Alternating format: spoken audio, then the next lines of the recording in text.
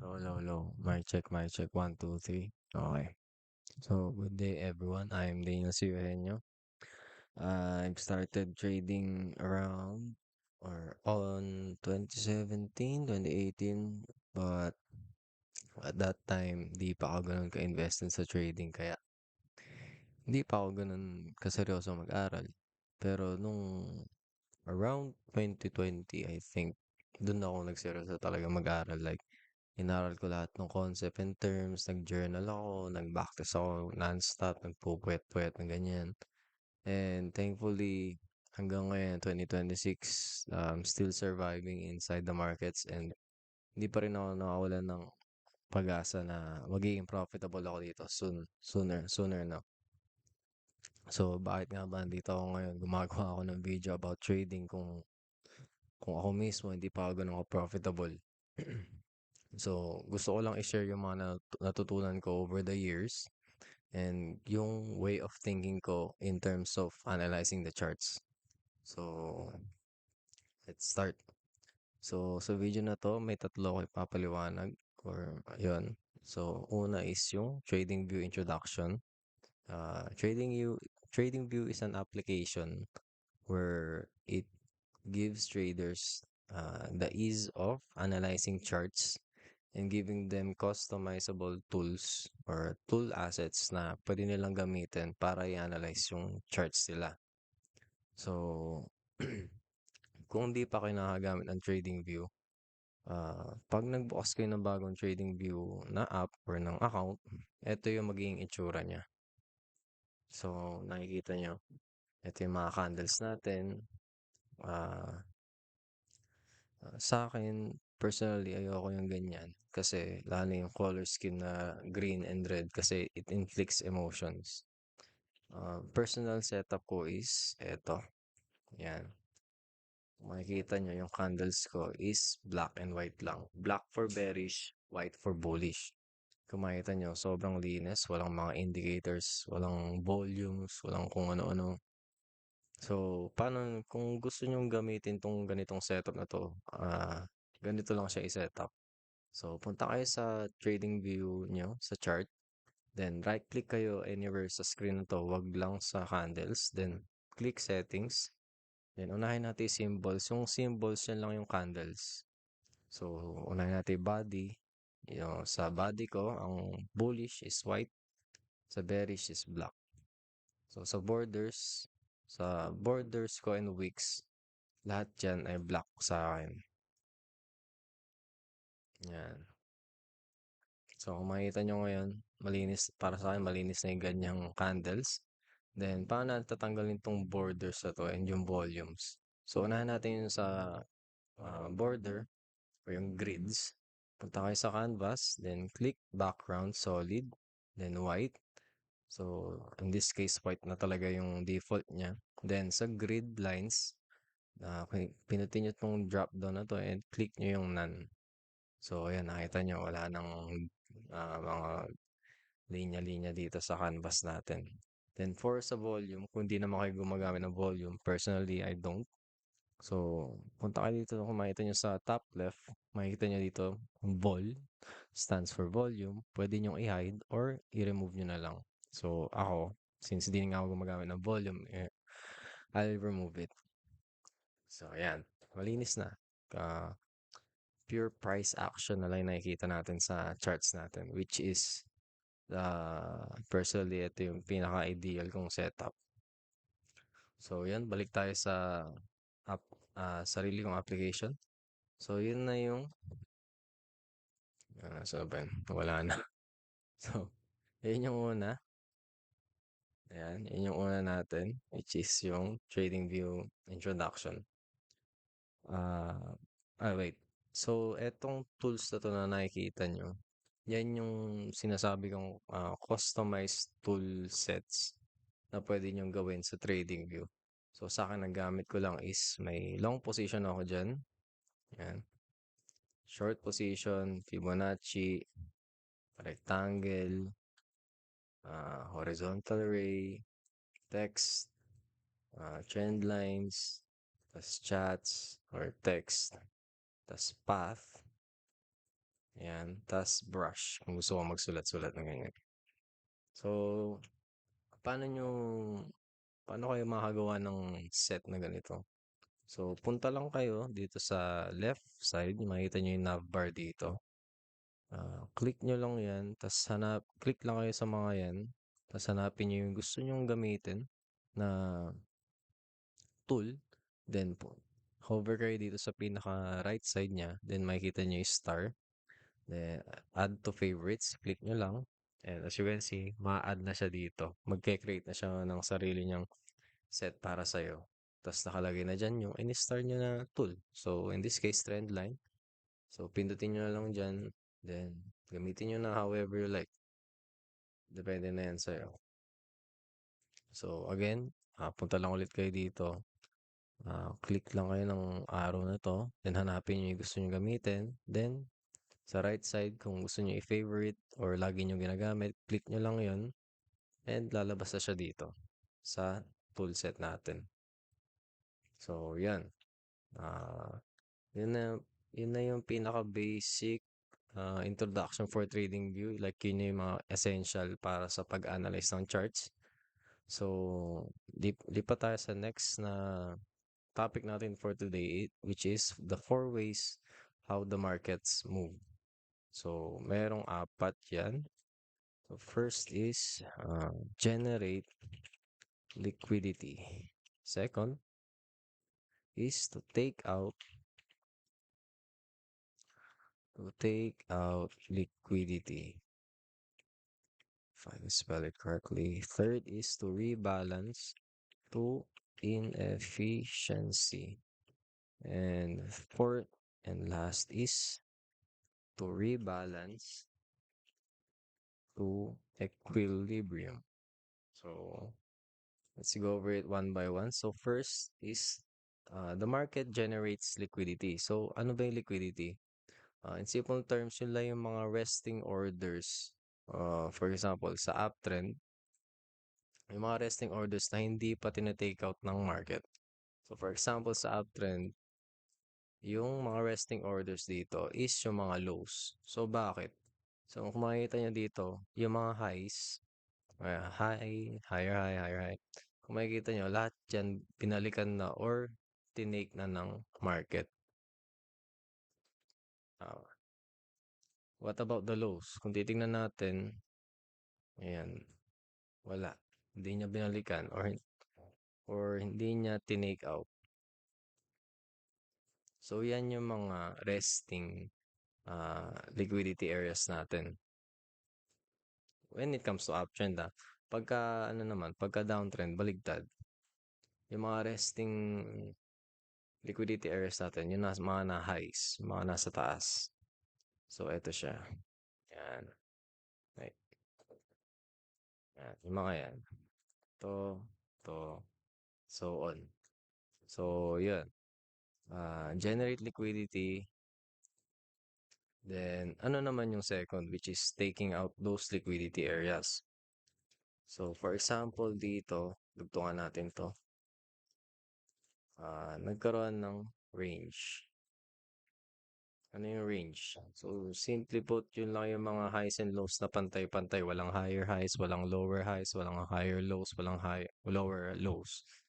So, ayan. Kunwari yan, may range dito. Then, suddenly, yung market, nag-decide siya, gusto niya mag-downtrend. So, nag-breakout siya dito. Then, nag-pull back. Then, nag-move ulit pababa. So, ano yung, nasan dito yung taking out liquidities? So, kung mapapansin nyo, yung kanina nating scenario is yung uptrend. Tapos yung mga leave out niya or resting orders niya is tinake out ngayon ng market during the downtrend phase. Ayan, yung mga yan.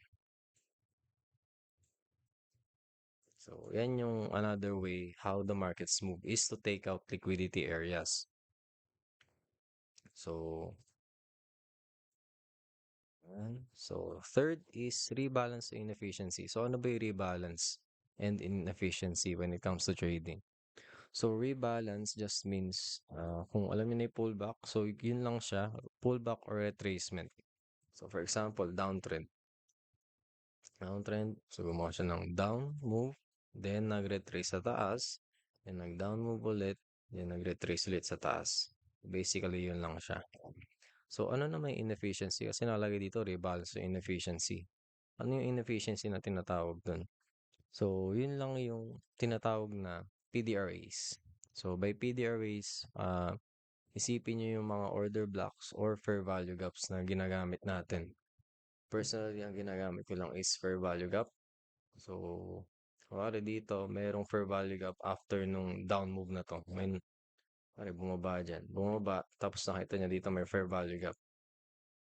Most of the time, hindi siya sinasabing lagi. Pero most of the time, nagre-rebalance yung market inside an inefficiency. Para sa iba na hindi alam kung ano yung or nagugulan pa kung ano yung inefficiency or fair value gap. So, in this example, so downtrend siya, di ba? Ang FVG is a three candle formation. So, three candle formation. So, ayan. Dito. Dito rin. So, kunwari, itong candle na tatlo na to, nandito. Kunwari, ayan. Tagal natin to. Sabihin natin eto siya. Ito yung araw kanina. Ayan. Ay, ito.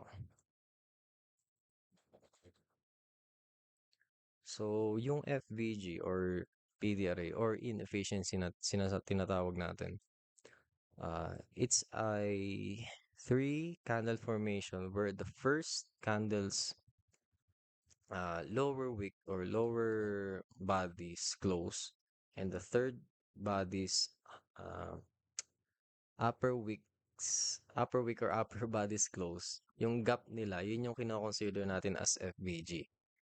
So, dito, yan. Ito yung FVG na tinatawag natin. For example, 1R to. Yan ay isang 1R FVG. So, vice versa naman pagka uptrend. Ang hanapin natin is mga bullish na candles. Tatlong bullish na candles.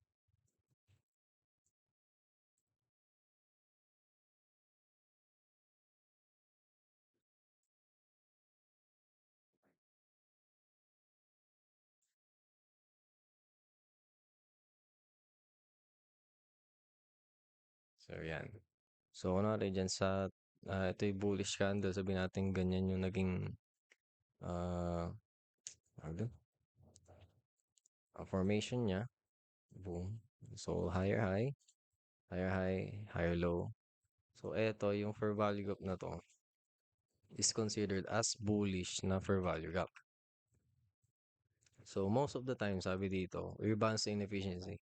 Most of the time, pag nag-form yung market ng fair value gap, it's either bullish or bearish, most of the time, binabalikan siya ng market to act as resistance or as support. So, yan. So, lastly, ano naman yung rebalance to equilibrium? So, clear na tayo sa rebalance, pullback lang siya or retracement. Pero ano yung equilibrium? So, yung equilibrium, actually, optional lang siya kung gumagamit kayo ng Fibonacci retracement tool. So, paano ba gumamit ng Fibonacci retracement tool? So, hanapin nyo lang yung high, or in this case sa uptrend, hanapin nyo yung low, then yung high, then sukatin nyo. Then yung equilibrium na yun na tinatawag is yung 0.5 ng Fibonacci tool na yun. So, eto siya. So, yung area na yan, yung area na yan, most of the time, binabalikan siya or nagre-rebalance yung market sa equilibrium na to. So, yun yung four ways how the markets move. So, sana na-gets nyo yun. Kung hindi pa, ulit-ulitin nyo lang hanggang sa mag-gets nyo. So, yun yung second part. Then, let's go to the last, which is the backtesting of my recent trades using top-down analysis. So, yan. Tignan muna natin to. Reset. So, okay. So, backtest tayo ngayon. Top-down analysis. Pag nagta-top down analysis ako, most of the time nag start ako sa daily time frame. So, ano yung una kong hinahanap? Hinahanap ko yung, ito na yung pagkasama-samahin na natin yung mga inaral natin kanina. Fair value gap, uh, liquidity areas, and whatnot. So, yun. Dito, sa daily time frame, may nahanap ako dito. Meron tayong liquidity area dito na resting, and meron din dito. So bakit tinake ko parehas? Bakit may liquidity ako dito na high, tapos meron din akong liquidity dito na low. So, I mean, tama naman, parehas silang resting na hindi pa binabalikan ng price at the moment. Pero hindi naman sa hindi. Parang hinahanap ko yung area kung saan ako mag-a-analyze lang. Kung saan ako mag-trade, basically, within the week. So, external DOL. External DOL. So, ano yung external DOL na yan? External meaning basta siya yung major ko. Parang ano lang siya. ah Sinasabi lang niya sa akin na ito yung liquidity area na to is external or nasa higher time frame. And ano naman tong DO na to or DOL, draw on liquidity. So, since yung liquidity nga is mga resting orders, ang draw on liquidity lang is yung mga liquidity areas where the market draws to or kung saan siya naaakit, ganun. So, ayan. So, meron tayong range ngayon. So, ano pa yung pwede nating i-mark dito sa daily time frame? Ano yung nakikita nyo dyan? Hmm. So, eto. Meron dito daily fair value gap. Daily bearish fair value gap, sorry. Yan. Daily FVG.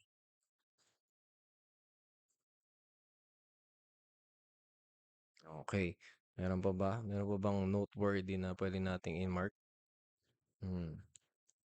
Para sa akin, wala na. So, baba tayo ngayon ng 4-hour time frame. So, sa 4-hour time frame, ano yung mga pwede nating kunin dito? Hmm. Etong loan na to, pwede nating i-mark as liquidity area. Pero since meron tayong external liquidity dito, eto ay magiging considered ko as internal liquidity naman. So, sell side liquidity. Yan. So, internal DOL or sell side liquidity, internal draw on liquidity. So, ano pa? Ano pa pwede natin kunin? Or ano pa yung pwede nakikita natin dito? So, kung papansinin natin, pagkabalik ng price sa daily bearish fair value gap, so nagkaroon siya ng high dito, tapos gumawa rin siya ng lower high. So, paano siya naging lower high? Kasi mas mataas siya sa previous na low. So, natawag natin siya lower high. Pero, kung titingnan nyo dito, sa loob ng daily bearish fair value gap, keep in mind, nasa loob tayo ng daily bearish fair value gap. Sa loob, hindi niya binutas yung daily bearish fair value gap. Hindi niya binutas pataas, di ba?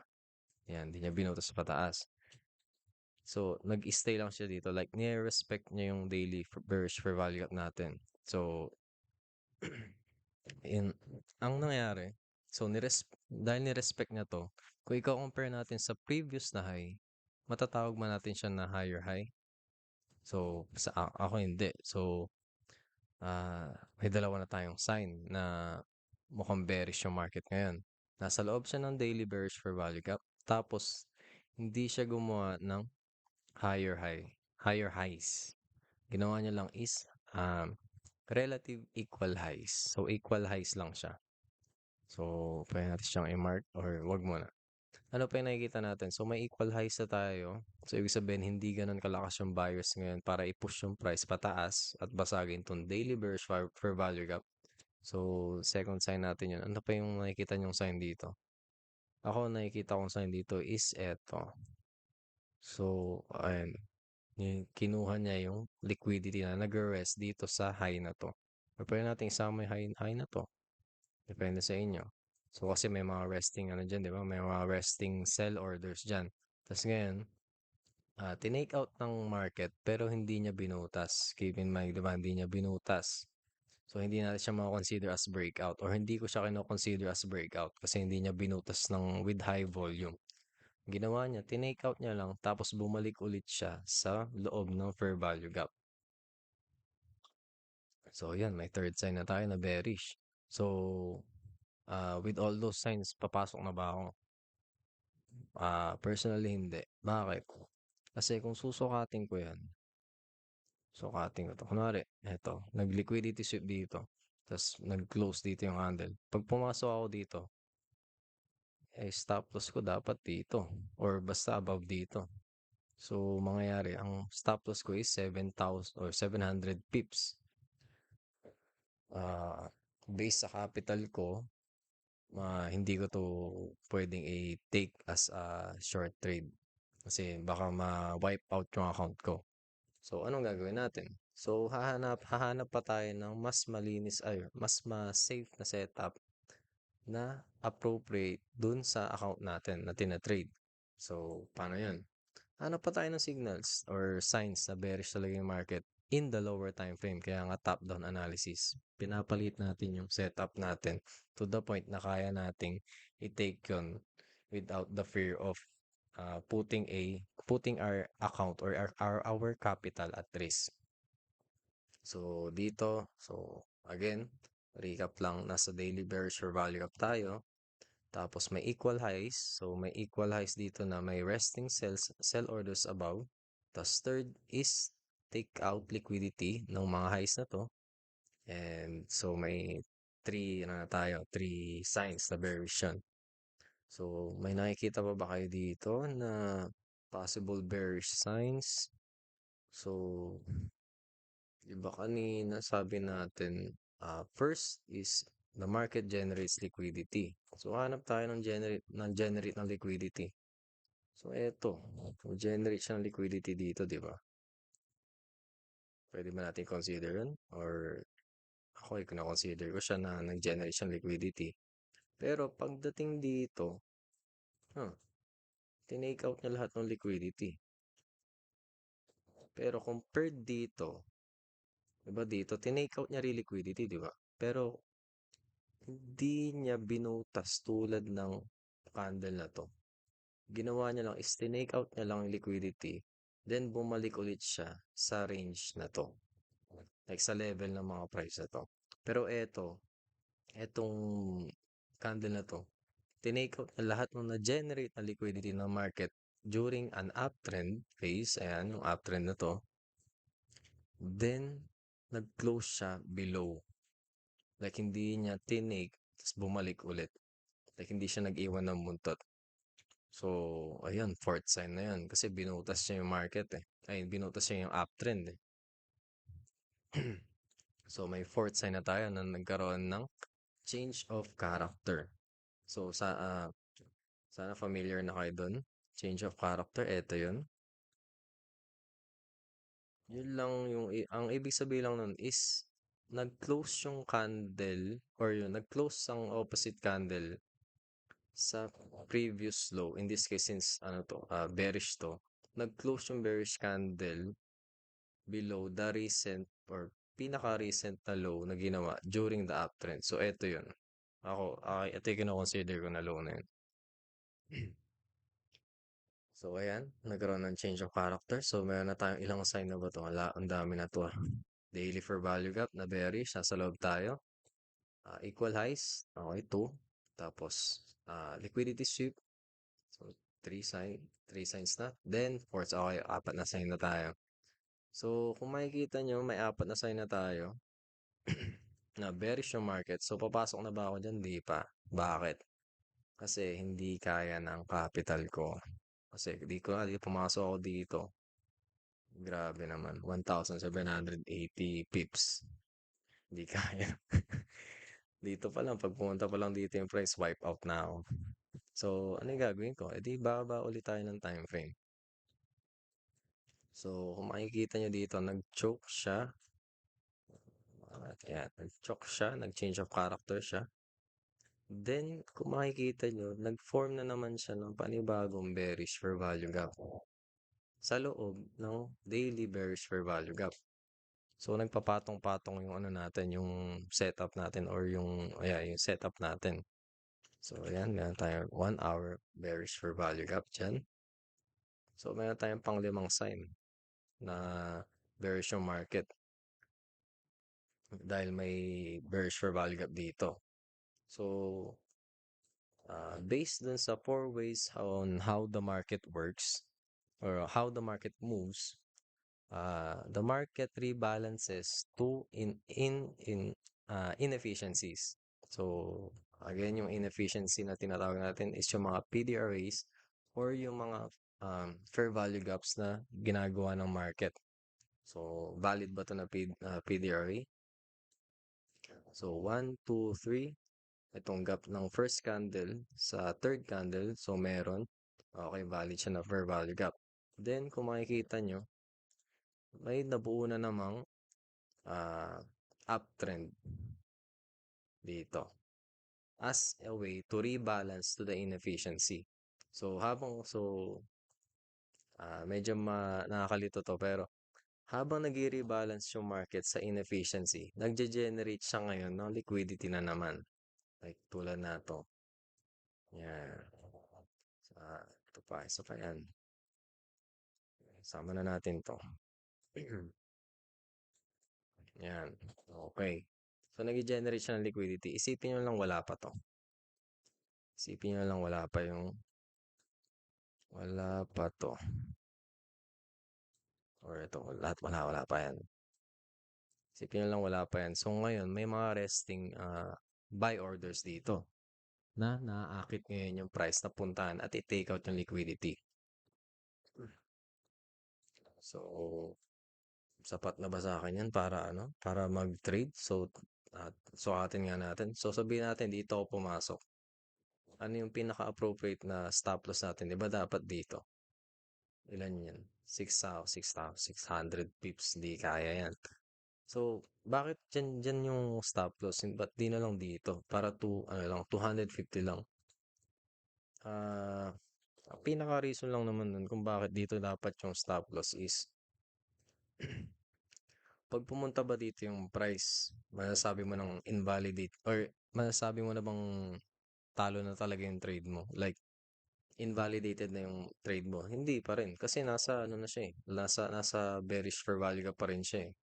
Bearish pa rin siya kung tutusin. Pero paano pag lumagpas dito? Like, lumabas na siya dito sa bearish fair value gap na to. Consider na yun as invalidate ba? Para sa akin, oo. Kasi binasag niya na yung fair value gap na to eh. So, para sa akin, uptrend na siya or bullish na yung market at that time. So, dito dapat yung stop loss. So, okay. So, hindi pa rin. Hindi, baba pa tayo. Tingin pa tayo sa iba. Baba pa tayo. 30 minutes. So, may uptrend na naman dito na nangyayari. Tapos dito, nagkaroon ng liquidity sweep.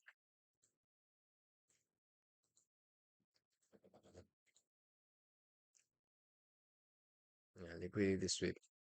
Tapos, ngayon, yung market, hindi na gumawa ng higher highs. Kasi ito, liquidity sweep.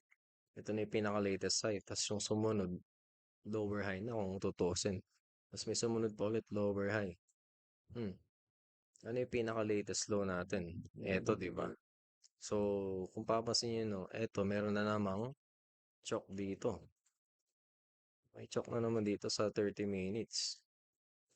And, at the same time, nag-generate na naman siya ng bearish fair value gap na naman as 30 minutes. Yeah, 30 minutes fair value gap. So, nagpapatong-patong ngayon yung bias natin from daily to 30 minutes to the lower time frames. So, ulit lang, diba? So, nasa loob tayo ng daily bearish fair value gap. Then, pagbaba natin ng 4 hours, nakita natin na may equalize dito, which is indicating na may resting selling orders dito. And third is nag-liquidity sweep yung market, taking out the resting orders here in the equal highs na nangyayari sa 4 hours. So, Pagbaba sa 1 hour, nakita natin nagkaroon ng change of character or ng chok pababa. And at the same time, gumawa siya ng 1 hour bearish for value gap. So, ilan na yun? 1, 2, 3, 4, 5. So, 5 na. Then, pagkababa na naman sa 30 minutes, makikita nyo, after mag-rebalance ng market sa inefficiency, which is yung 1 hour fair value gap natin na bearish, nagkaroon na naman siya ng liquidity sweep sa taas, which is another bearish sign. Then, nagkaroon na naman ng internal or lower time frame na change of character pababa. Parang ganito lang. Ano nangyari? Liquidity sweep, change of character, change of character. Pagka change of character, nagkaroon ng bearish fair value gap. Pagka change of character naman dito, nagkaroon na naman ng bearish fair value gap. So, parang nakikita nyo, pinapalit yung setup natin. So, bakit natin pinapalit? Para kayanin ng kapital natin yung setup na kukunin natin. So, dito, pagka rebalance na naman ng market sa 30 minutes na fair value gap na to, kaya na ba to ng capital natin? Tingnan natin sa 15 minutes. Yan, 15 minutes. So, tingnan dito ako pumasok. At that time, dito ako pumasok. Ayan. So, kaya na. Dito ko lang ata nilagay yung stop loss ko. So, 170 pips. Kaya. So, kaya ng capital ko. So, nag-trade ako dyan ng short position. So, kung dyan yung stop loss ko, saan ko ilalagay yung mga take profit ko? Kung naaalala nyo kanina, nung nagre-rebalance yung market sa 1 hour bearish for value gap, diba sinabi natin na nagge-generate siya ng liquidity. Ayan, nagge-generate siya ng liquidity. Ito, yung tatlo na yan. So, pwede mo siyang gamitin as take profit level uh, para i-place yung take profit mo. Since based sa 4 ways on how the market moves, it falls under the second way, which is the taking liquidity areas. So, pwede mo siyang ilagay ngayon dyan. Sabihin natin dito or tatlo na lang. Sabihin natin dito, take profit 1, take profit 2, and take profit 3. Pero at that time kasi parang nasa school ata ako nun. So, nilagay ko lang yung take profit ko dito. Pinaka-safest na yan. Pero, tatlong short position yung nilagay ko. Same levels lahat yun. Yan. Same levels. I think 38 lahat yun.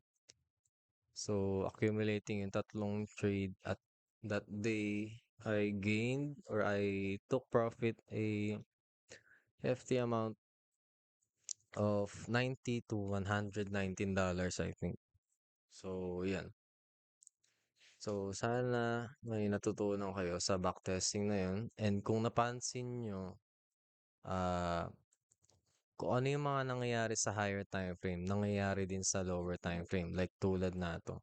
'Di ba sa 1 hour, punta tayo sa 1 hour. Nag-liquidity sweep dito.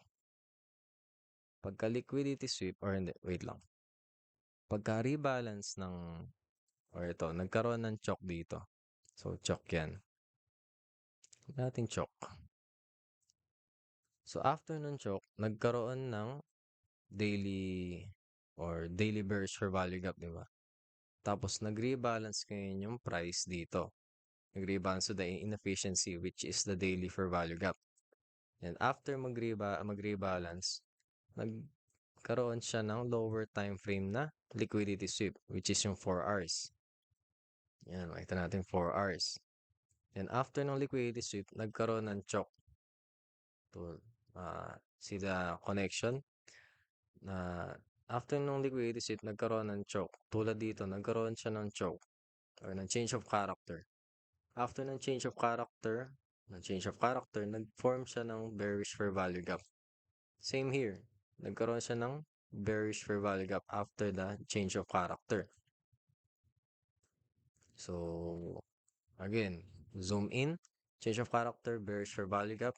The market rebalances to an inefficiency. And again, the first way the market moves is it generates liquidity. So, nag-rebalance sa inefficiency, nag-generate siya at the same time ng liquidity. Then, zoom in pa natin. So, 30 minutes. Liquidity sweep. Okay. Nagka-choke na naman. Change of character pababa. And nag-generate na naman siya ng bearish for value gap. So, yan. Subjective na to. Up to you na kung take mo yung trade na to based sa capital mo. So, in this case, ako, kaya na ng capital ko. Kaya nag-trade na ako dito. Yan. Place my stop loss just above the bearish for value gap or the inefficiency. Then, place my take profit on the, ano ba yung tawag ko dito? Like, the lowest hanging fruit or yung pinaka-safest or pinaka-safest sa take profit na most likely aabutin ng price, which is etong low na to. Which is, yun, tinamaan naman. Thankfully. Ah, yun lang. Sana may natutunan kayo. Medyo 36 minutes yung video. Ah, Again, I'm Daniel Eugenio and thank you for watching. Sana may natutunan kayo. Thank you. Okay, wait. Stop recording.